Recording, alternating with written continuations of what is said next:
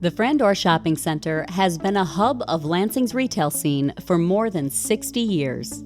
The second shopping center ever created in Michigan, the opening of Frandor in 1954 sparked investments all around it. With the shopping center acting as the catalyst, developers created a prominent area that is now commonly called Frandor. The shopping center stimulated investments in retail and commercial area projects. It even spurred construction of the US 127 highway at its west boundary. That massive spurt of development around the original shopping center, its retail buildings, parking lots, and access roads, brought challenges to what is known as the Montgomery Drain.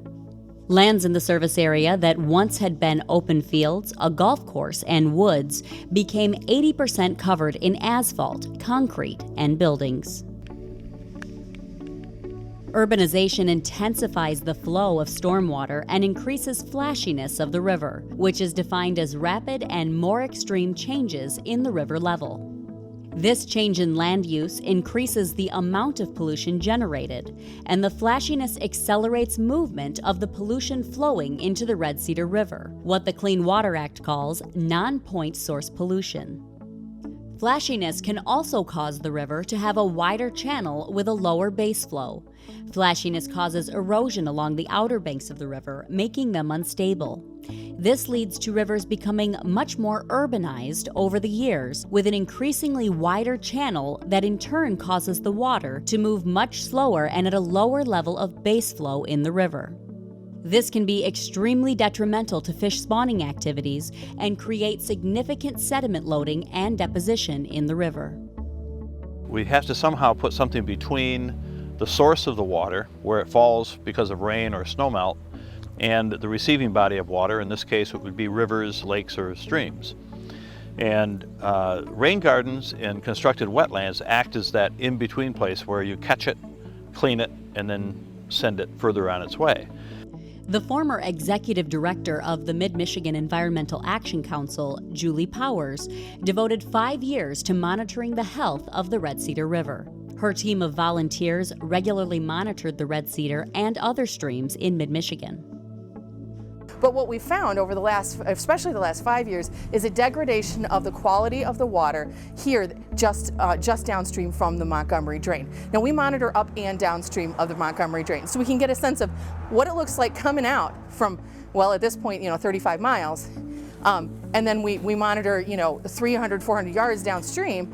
And what we see is that it goes from being fair to good on a scale that's set up by the state, and it drops into what I like to jokingly call troll, but it's poor to bad.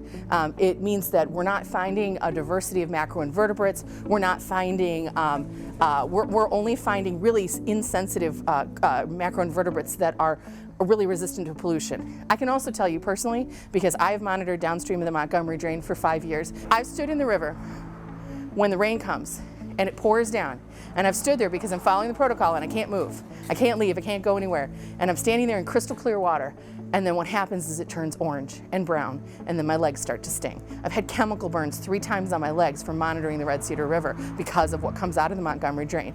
It's pure pollution. Historically, the solution to pollution was dilution. It was considered acceptable to spread polluted water through a larger volume of water and move it downstream. Even now, localized stormwater is managed by piping, detaining, and moving untreated water into the river. The Montgomery Drain sends 50,000 to 75,000 pounds of pollution to the Red Cedar River each year. But the Ingham County Drain Commissioner has pioneered an approach that mimics natural processes using engineered wetlands, bioswales, and rain gardens. Wetlands are Mother Nature's way of managing and cleaning water.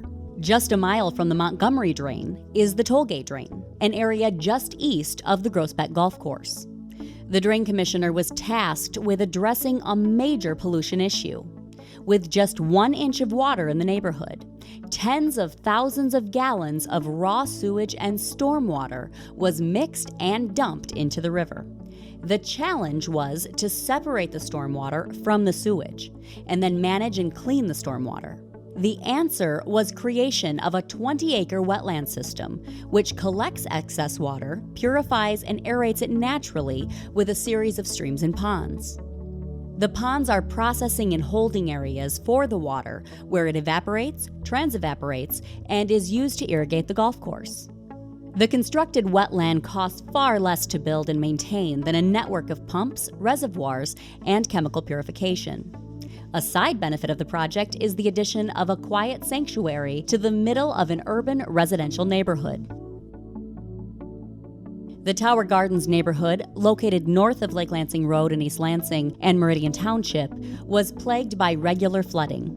Housing density ruled out creating an engineered wetland like Tollgate, so the solution was to manage stormwater flow with a series of low-cost rain gardens and bioswales.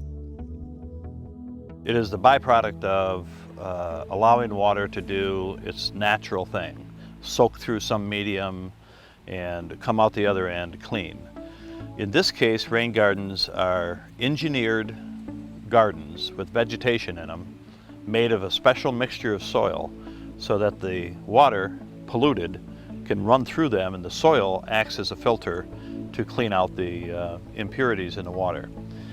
Like engineered wetlands, the system of rain gardens and bioswales alleviates flooding while improving neighborhood aesthetics. Low-impact designs saved money on this project as well. Rain gardens in constructed wetlands act as that in-between place where you catch it, clean it, and then send it further on its way. But low-impact design elements such as constructed wetlands and rain gardens work so well that it reduces the peak flow to almost the same flow it was when it was a wooded forest here. And they cost less money. The lessons learned in fixing the stormwater control issues at the Tollgate and Tower Gardens drains will be applied on a massive scale to the Montgomery Drain.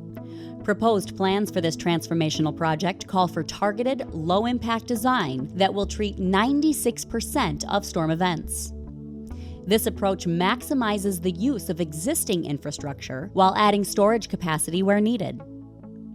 A water quality treatment train will also be constructed, consisting of various facilities including media filters, engineered biofiltration, and wetland treatment systems, which is projected to significantly reduce the tens of thousands of pounds of pollutants that move from the Montgomery Drain into the Red Cedar River every year. This will mean construction of rain gardens and bioswales retrofitted throughout the project area.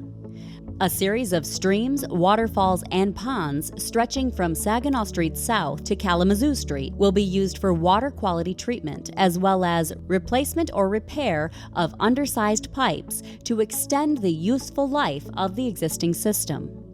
The addition of underground storage and filtration capacity for excessive stormwater flows. Building drain access and maintenance paths, which can also serve as non-motorized trails for cycling, jogging, and walking through this naturalized area.